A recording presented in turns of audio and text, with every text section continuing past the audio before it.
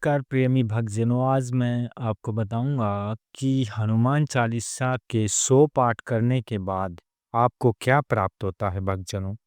आइए इस विषय में जानते हैं। तो हनुमान चालीसा के 100 पाठ करने के बाद आपको क्या प्राप्त होता है, इस बारे में हनुमान जी जो बहुत ही प्रचंड देवता माने जाते हैं, बहुत ही अग्र शक्ति माने जाते हैं, शक्तिशाली है और ये कलयुग में भी विराजमान है इस टाइम। जो भी व्यक्ति मंगलवार को हनुमान चालीसा का 100 या 108 बार पाठ करता है, उसकी समस्त मनोकामना पूर्ण होती हैं। जो हनुमान जी की पूजा करते हैं, उनके सभी संकट दूर हो जाएंगे। यदि हनुमान जी को केवल नाम का स्मरण कर लें, तो उसके आसपास कोई बुरी छाया नहीं आता। इसलिए कहते हैं कि भूत पिशाच निकट नहीं आवे, महावीर जब नाम सुनावे। तो हनुमान जी की जो हनुमान चालीसा है, उसका 100 या 108 बार पाठ करने से मनोकामना तो पूर्ण होती ही होती हैं और सभी भौतिक दुखों से मुक्ति मिलती है और उसे महान स्वर्गीय आनंद की प्राप्ति होती है। साथ ही हनुमान जी की कृपा हमेशा उस पर बनी रहती है। श्री राम प्रभु की भी कृपा और माता सीता और लक्ष्मण जी महाराज की भी कृपा उस साधक पर रहती है।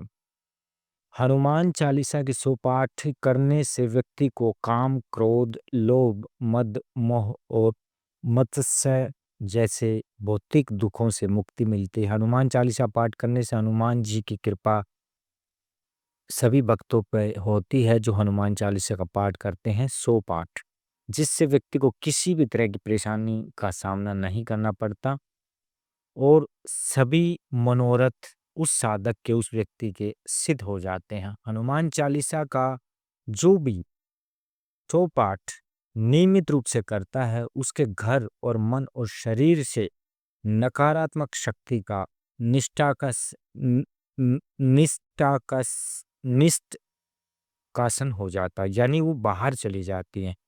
हनुमान चालीसा का 100 पाठ करने से डर और भय से भी मुक्ति मिल जाती है भक्तजनों।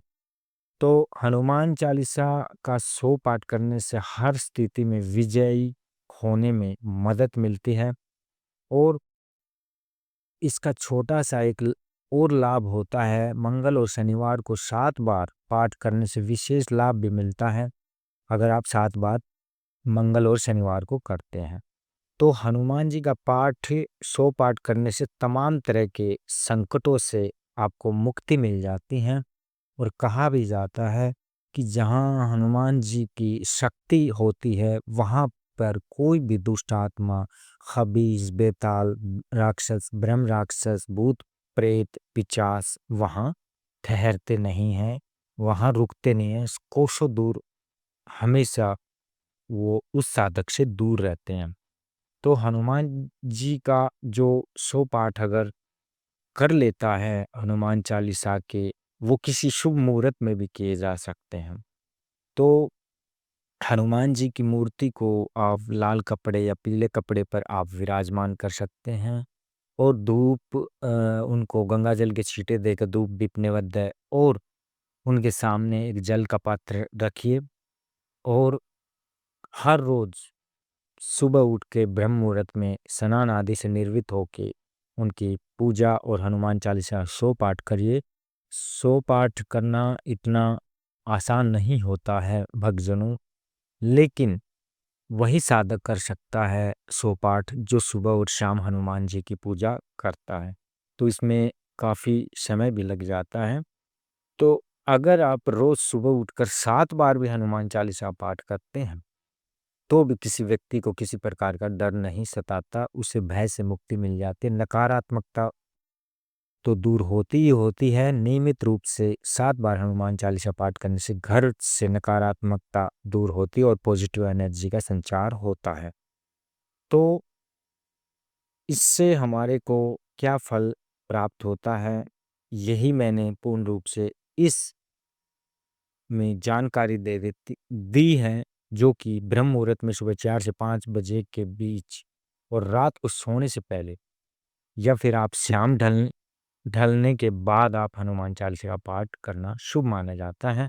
हनुमान चालीसा का पाठ जो भी करता है आपको दिन भर खुश रहने में मदद मिलती है और मन को शांति मिलती है।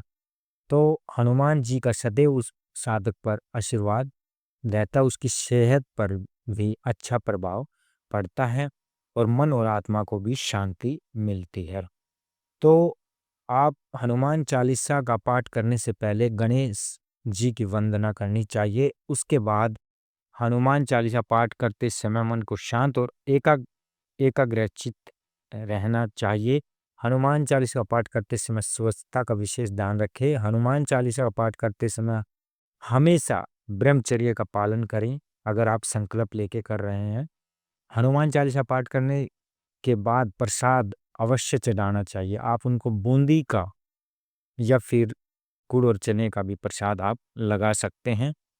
जिस साधक के हाथ में सामर्थ्य नहीं है और महंगा जो मिष्ठान चढ़ाने का या फिर और कोई महंगा भोग लगाने का, तो आप बूंदी के लड्डू आप उनको अर्पित कर सकते हैं। बूंदी का प्रसाद होता है और गुड़ और चने का भी प्रसाद हनुमान जी को चढ़ाया जाता है।